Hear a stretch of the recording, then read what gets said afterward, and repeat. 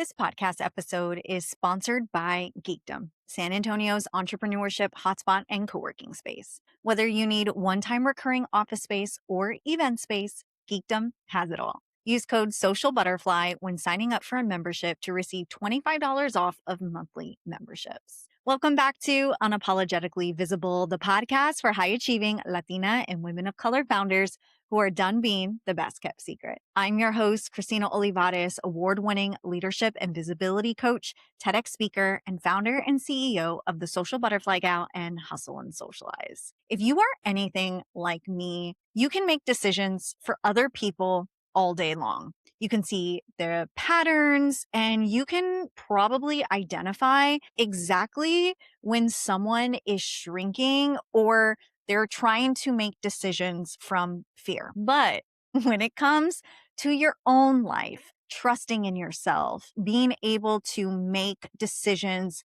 with confidence, suddenly it can feel like your mind is super foggy. And anytime you try to trust yourself to make a decision, the question in your mind starts becoming, well, what if I get this wrong? That's what we're going to dive into. I want to talk about what I do when I do not trust myself. This is a question that often comes up from people that I coach or just from women, high achieving women in general who have a really hard time with trusting themselves. They often ask me, what do I do when I start not trusting myself and my gut and when I'm trying to make decisions? I have been in a very real season of having to rebuild my self-trust, especially when it comes to making some big decisions around my next chapter and how they coincide with both my life and the business that I'm building. I have been asking myself, am I making the right moves for the future that I want? Or am I just reacting to what I think I should be doing? That question has been so confronting. And when you've been in business for a long time, it can almost feel embarrassing to admit that you are still sitting with that question. I often find myself in my head doing mental gymnastics around the question of, am I making the right move? Am I choosing the business model or the life that really is going to support my future? Or am I just choosing what is expected of me? That's where my self-trust gets complicated. And I know for so many high achieving women like yourself, self-trust is not usually destroyed by one big thing.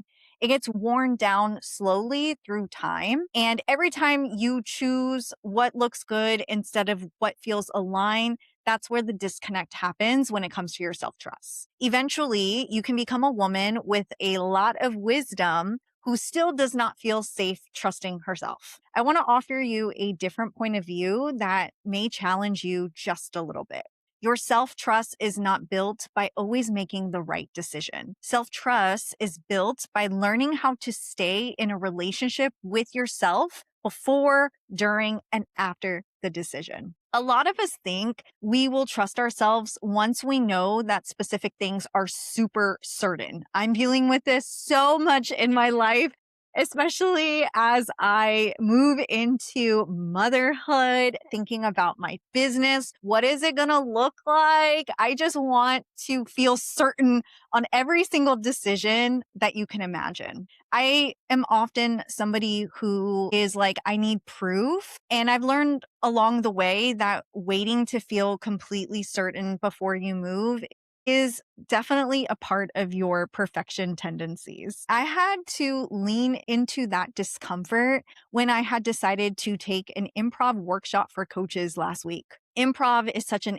excellent way to get out of your head and into your body. But as a perfectionist, it's also very uncomfortable because there's no right or wrong move. It's just exactly what you feel and where you want to take that scene to the next stage. I think one of the things that I've been learning, especially as a coach and as I continue to move into the deeper coaching that I'm doing with my clients, is it's always yes and not necessarily yes but. And what came up for me whenever we were doing the scenes and the skits and the different scenarios in the improv workshop was it was nerve wracking because I immediately caught myself wondering if the things that I was doing and the decisions that I were making in the moment were right or wrong. I had such a difficult time trusting myself out of that fear of wanting to be right or wrong and not wanting to fail, especially since I was around strangers that had no idea who I am and I have no idea who they are as well. And I think the one thing that I kept noticing that I found myself saying is, I'm just trying to be strategic when really I was afraid of being seen trying something new. This was such a low stakes, fun environment. And yet I was still treating this improv workshop like the decisions that I was making in the moment had to be perfect because that the stakes were high. For me, one of the biggest places that my perfectionism or not trusting in myself has shown up has been around my next chapter and how I want to build for that next chapter, specifically on the business side, the business model that I'm shifting into, but also on a personal level, just making sure that I'm making the right decisions. When you have been building for over a decade, you do not make any type of decision in a vacuum, especially your business decisions. You are not just deciding, should I sell that offer or what offer should I have? You are deciding who you are becoming. You are deciding what kind of life your business is going to allow to support. And I really believe that as a leader, you're also deciding what kind of leadership are you willing to practice. A lot of the decisions that I'm making now at 35 look completely different than when I was 30, which was about 5 years ago, or even when I was 24, when I launched my business. I've said this in numerous podcast episodes that I'm noticing such a different shift in my leadership and how I'm making grounded decisions as opposed to what I was doing when I was very young and just trying to have all that momentum.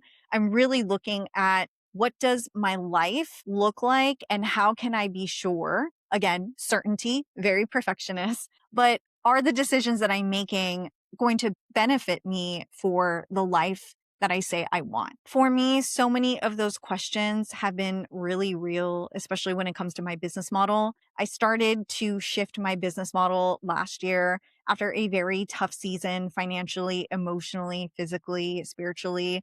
And I knew that I had to stop and have a come to Jesus moment about my business model. And so I started to think about specific questions of, does this business model that I have actually support the next chapter of my life? And not from a place of, I need to stay in this model so that I could appease everybody else or so that people could understand more of what I'm doing. When I think about my next chapter and my business model, can it support the woman that I'm becoming in the future that I desire?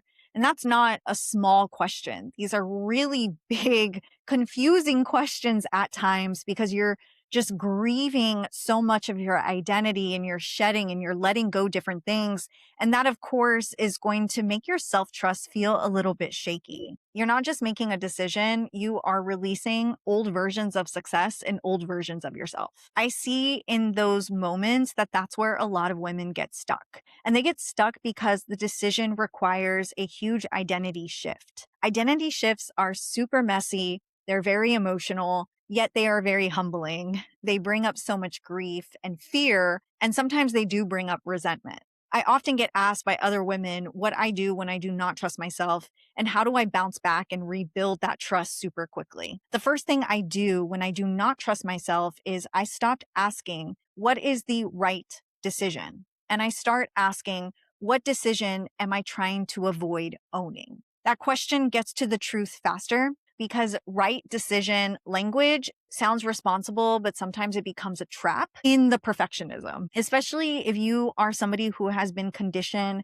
to be the good girl, to be practical, not waste your money, not take up too much space, not be too much, to make the community proud. You have all these achievements that you want to do.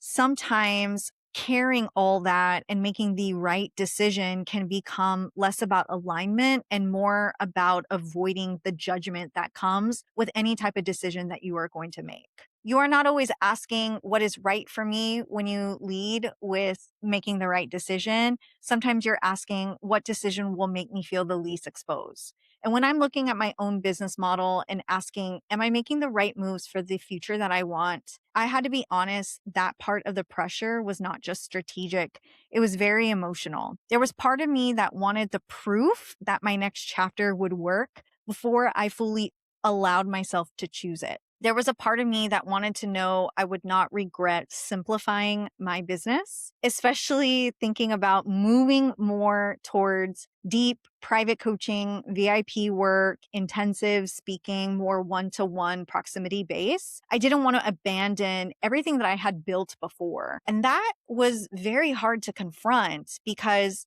I knew that I had to grieve a part of myself and the identity that I had attached myself for so long. Just because something was meaningful does not mean that it's meant to be carried the same way forever. That was such a big leadership lesson that I've had to learn over the course of the 10, 11 months that I've been restructuring and rebuilding my business model. Sometimes the life, the identity, the business model that got you here will not be the one thing that can hold your next chapter. I had a great conversation with a mentor a couple of weeks ago, and we were talking just about feeling the plateau that happens of all the success that you've carried up into a certain point, and how now your life is calling you to do things differently and to build differently. And for some women, it's exciting and it's exhilarating. And for others, it can be a very confusing time. And when you get to that moment, that does not mean that you failed. It means now you are at a place where you can start telling yourself the truth, and the truth requires self-trust. I've seen it a lot from my clients where once they start actually getting into the truth, it's very hard for them to accept it.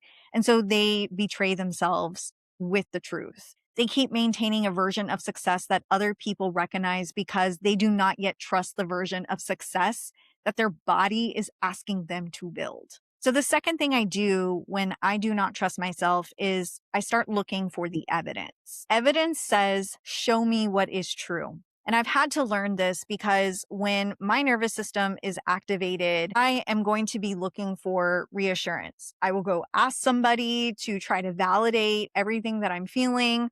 I just want my nervous system to feel calm, and I want to feel safe because around me, everything is very chaotic. But a lot of the times, the feedback that you are looking for, while you want it to make you finally excel, that feedback is going to wear off. And so this is where you want to find the evidence. So when I'm not trusting myself, I return to my data. I talked about this in episode 44 about client data and how to analyze it. It's the episode before this. I'll link it in the show notes below. But anytime that I feel a little off and I need to look at the truth, that's where I revert to my data, not just revenue data, but client patterns, buyer behavior. I look at who's bought from me, who has paid me the highest level, who gets the deepest transformation from my work. But also I look at data around what lights me up. What are the things that I could be doing that I know to be true that make me feel so euphoric, so excited? Because as a generator 4/6 profile in human design, I know that I need to be doing things that light me up. That is where I make the most impact. That's where I make the most money. And I know that if I'm feeling very chaotic, I got to always go back to the data. When I look at my own business, the data has shown me time and time again that my strongest buyers are not random. They are not necessarily the loudest people in my audience, and they are not always the people who comment or hype me up the most. Most of my clients are very established women who know something about their visibility, their leadership, and how it no longer reflects who they are becoming. So they're in that middle of that business shift as well. And they're not coming to me because they need basic content. They are coming to me because they need a strategic partner who can see the invisible patterns that they cannot see from themselves with their self-trust too. And that is the evidence that my data backs up. So when I forget, when I start feeling very emotional, and when I feel like nothing is working, when I start questioning everything, that evidence brings me back to my truths. The third thing I do is that I separate my intuition from my anxiety. I know that my anxiety is loud. It is always in my face. It is always in my head. It is screaming at me, but my intuition is usually quieter and it may be direct. I just have to pause and fully listen to my intuition. Anxiety is going to tell me you cannot trust yourself because you've always been wrong before. While my intuition is going to tell me, hey girl, it's okay to slow down. There's more information here. I want you to be able to see this information before you make a decision from fear. Anxiety demands certainty while intuition invites the alignment. And when I'm making a big decision, whether it's for my life or my business, I have to ask myself, is this urgency or is this me knowing? Urgency will have you make decisions just to stop the discomfort and the pain, and avoidance is going to have you delaying those decisions. But when you think about your intuition, when you think about your gut, you want to be able to slow it down to be able to hear a uh-huh or a no. And sometimes that could be the tricky part. So I usually pause and I ask, what are the sensations underneath this decision? Not just what are the thoughts, but when I think about the decision, do I feel super grounded or do I feel very chaotic from that fear? Grounded fear sounds like this is a stretch. Chaotic fear sounds like I have to do this in order to be safe. The right decision for your next chapter may still scare you. Peace is not always the absence of fear. Sometimes peace is the presence of the truth. And that has been so important to me because when I think about restructuring my life and my business around the woman that I'm becoming, it does not always feel easy. There are parts of me that still get very scared that it's not going to work, that I should burn it all down. There are parts of me that still want more proof, but underneath the fear, I know that there is a steadiness that's coming from my intuition. There is a level of knowing that I cannot build my next chapter from the same level of overextension that built the previous one. There is a knowing that my work is deeper now. So the fourth thing I do when I do not trust myself is I ask, what version of me is making this decision? This is one of the most powerful questions that I ask myself and that I ask my clients. Not every part of you is qualified to lead the decision. The part of you that is scared is allowed to be heard, but she cannot always drive the conversation. This is where self-leadership matters. When I'm making a decision, I stop and I ask, is this my current leadership making the call? Or is this an old survival pattern just trying to regain control? Because they sound different. My old survival pattern says, do whatever you need to do to bring in the money, whatever cost, at any capacity, at any cost. While my current leadership is going to say, yes, we need revenue, but not at the expense of rebuilding a model that's going to trap me again. My old survival pattern says, keep every door open because you never know where the money will come from. While my current leadership is saying, clarity creates demand. And not every door is meant for you, and not every door is meant to stay open. Many of you are trying to make future aligned decisions from an old identity. You are asking the version of you who had to overgive to design a sustainable business. That is why coaching is so powerful, because the right coach is not just going to give you strategy. The right coach is going to help you identify which version of you is leading the decision. That's the kind of work I do with my clients. The fifth thing I do is I stop making every decision a life sentence. This one is big for perfectionists. Some of you are exhausted because you treat every decision like it is permanent. And what we know about life is that nothing is permanent. Change is always happening. When you treat every decision like it is permanent, you are always going to tweak it. You're always going to keep saying, I need to think about it. Your nervous system is not responding to a decision because it perceives it as danger. So I remind myself, this is just a decision. This is not a life sentence. Perfectionism wants the decision to protect me from discomfort. And that is not how leadership works. Leadership does not mean you never experience discomfort or pain. Leadership means you can move with the discomfort without abandoning yourself. This has been especially important for me as I look at my next chapter because I can feel the pressure of wanting to build something that is going to support the future that I actually want. A future where my business is not just surviving, but fully thriving.